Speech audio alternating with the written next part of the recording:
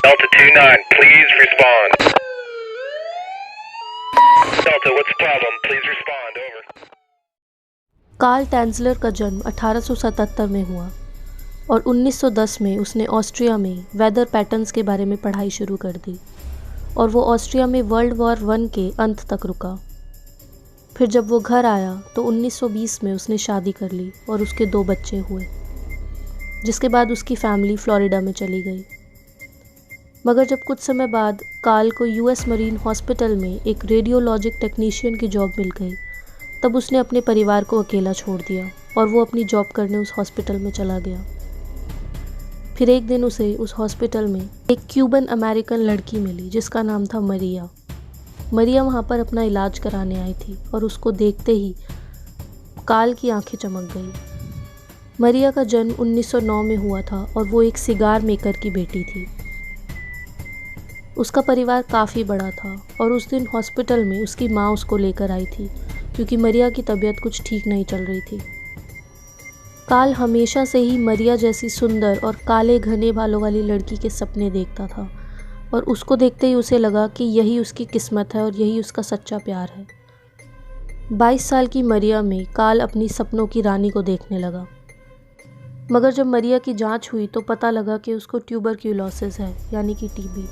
और उस समय यानी कि 1900s में टीबी एक बहुत बड़ी बीमारी थी जिसको जानलेवा माना जाता था क्योंकि उस समय इसका इतना अच्छा इलाज मौजूद नहीं था। कार्ल को अपने सभी सपने टूटते हुए नज़र आ रहे थे और उसने निश्चय कर लिया था कि वो मैरी को किसी भी तरीके से बचा के रहेगा। उसने कई स्पेशल टॉनिक्स और दवाइयाँ मैरी के ऊपर यूज़ करी ताकि वो जल्दी से जल्दी ठीक हो सके, और वो भी जबकि उसके पास इतनी क्वालिफ़िकेशंस भी नहीं थी। मगर वो अपनी तरफ से पूरी कोशिश कर रहा था मैरी की जान बचाने के लिए। मैरी का इलाज कार्ल उसके घर में ही करता था और जब भी वो उसके घर जाता तो उसके लिए काफ़ी गिफ्ट्स लेकर जाता और उसको जताता कि वो उससे कितना प्यार करता है। मगर मैरी की किस्मत में ज़्यादा जीना नहीं लिखा था और 1931 के अक्टूबर महीने में मैरी की टीबी के चलते मौत हो गई और कार्ल का दिल और उसके सपने टूट गए। उसके बाद कार्ल ने मैरी के परिवार से एक रिक्वेस्ट की कि वो मैरी के लिए एक महंगा सा पत्थर का मकबरा बनवाना चाहता है और वहीं पर ही वो उसके मृत शरीर को दफनाना चाहता है। और इस चीज़ को करने की परमिशन मैरी के पेरेंट्स ने उसे दे भी दी। मैरी का परिवार जहाँ एक तरफ दुखी था, वहाँ वो कार्ल को देखकर काफ़ी खुश भी थे कि कोई उनकी बेटी से इतना प्यार करता है। मगर वो एक बात से अनजान थे कि उस मकबरे की एक ही चाबी थी और वो भी कार्ल के पास थी। यानी कि कार्ल के पास एक ऐसा प्रिविलेज था जो मैरी की खुद की फैमिली के पास भी नहीं था।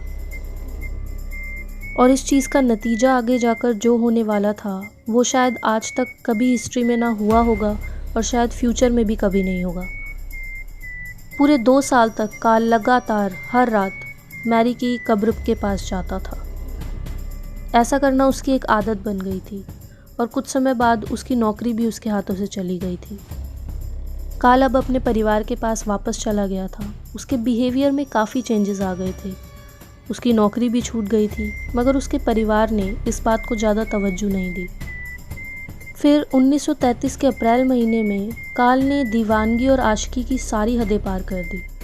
वो मैरी के मकबरे के अंदर गया और उसने मैरी के शरीर को उसकी कब्र में से ही बाहर निकाल लिया और उसने ये फ़ैसला किया कि हर रात उसके मकबरे पर जाने से अच्छा वो मैरी को अपने घर में ही क्यों ना रख ले। कार्ल ने अब एक पुराने टूटे फूटे एरोप्लेन को जो एक जगह पर पड़ा हुआ था उसको अपनी मेडिकल लेबोरेटरी में बदल दिया था और वो मैरी के मृत शरीर को वहीं पर ले गया। मैरी को मरे हुए 2 साल हो चुके थे, इसलिए उसका शरीर काफ़ी हद तक गल और सड़ चुका था। जिसके बाद कार्ल ने रिसर्च करनी शुरू कर दी कि वो मैरी की सड़ती हुई बॉडी को दोबारा ठीक कैसे कर सकता है। उसने इस चीज़ के लिए प्लास्टर ऑफ पेरिस का भी इस्तेमाल किया।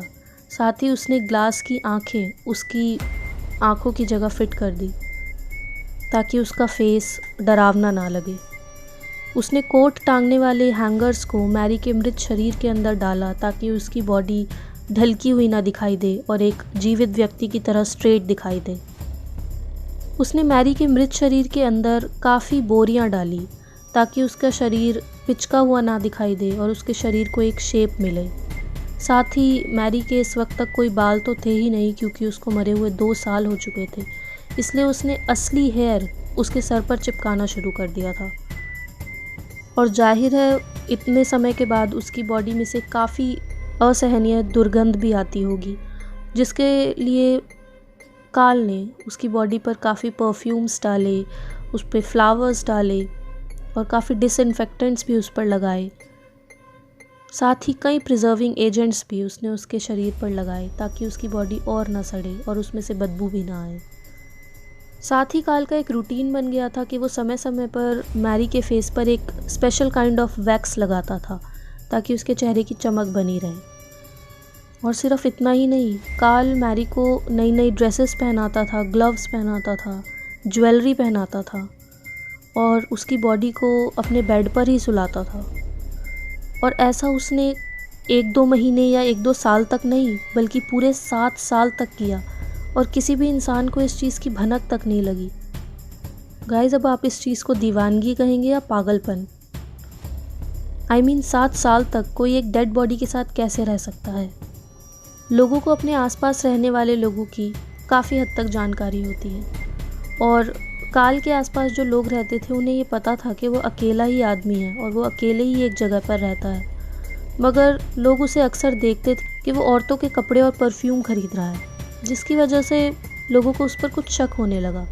साथ ही वहीं पास के रहने वाले एक लड़के ने कार्ल को एक बड़ी सी गुड़िया के साथ नाचते हुए देख लिया था, क्योंकि बाहर के दुनिया को नहीं पता था कि वो एक असली इंसान का शरीर है, तो उस लड़के को वो एक डॉल की तरह ही नज़र आई।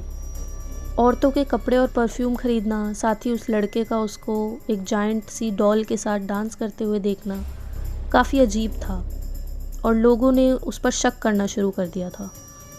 फिर एक दिन 1940 में मैरी की एक सिस्टर कार्ल से उससे मिलने उसके घर गई और उस समय कार्ल ने 7 सालों तक जो काला सच दुनिया से छुपा कर रखा था वो सबके सामने आ गया। सबसे पहले तो मैरी की सिस्टर को लगा कि वो उसकी सिस्टर की तरह दिखने वाली कोई मूर्ति या फिर डॉल है, मगर जब उसने ध्यान से देखा तो उसे पता लगा कि वो उसकी खुद की बहन है। जिसके बाद उसकी सिस्टर ने वहाँ पर अथॉरिटीज़ को जल्दी से बुला लिया और अथॉरिटीज़ ने भी ये पक्का कर दिया कि वो कोई डॉल नहीं है, बल्कि वो खुद मैरी ही है। जिसके बाद कार्ल को लाश चुराने के जुर्म में अरेस्ट कर लिया गया। जब मैरी के शरीर का पोस्टमार्टम किया गया तो एक हैरान कर देने वाली चीज़ अथॉरिटीज़ के सामने आई। कार्ल ने मैरी की टांगों के बीच में एक पेपर ट्यूब डाली हुई थी और वो देखने में बिल्कुल एक औरत के निजी अंग जैसा लग रहा था। और जब कार्ल से इस बारे में पूछताछ की गई तो उसने बताया कि उसने कोई भी गलत काम मैरी की लाश के साथ नहीं किया है। कुछ रिपोर्ट्स का तो ये भी कहना था कि कार्ल मैरी के शरीर को आसमान में भेजना चाहता था ताकि आउटर स्पेस से कुछ ऐसी रेडिएशंस उसके शरीर को मिल जाए और उसके टिश्यूज़ को मिल जाए कि उसके मृत शरीर में दोबारा से जान आ जाए।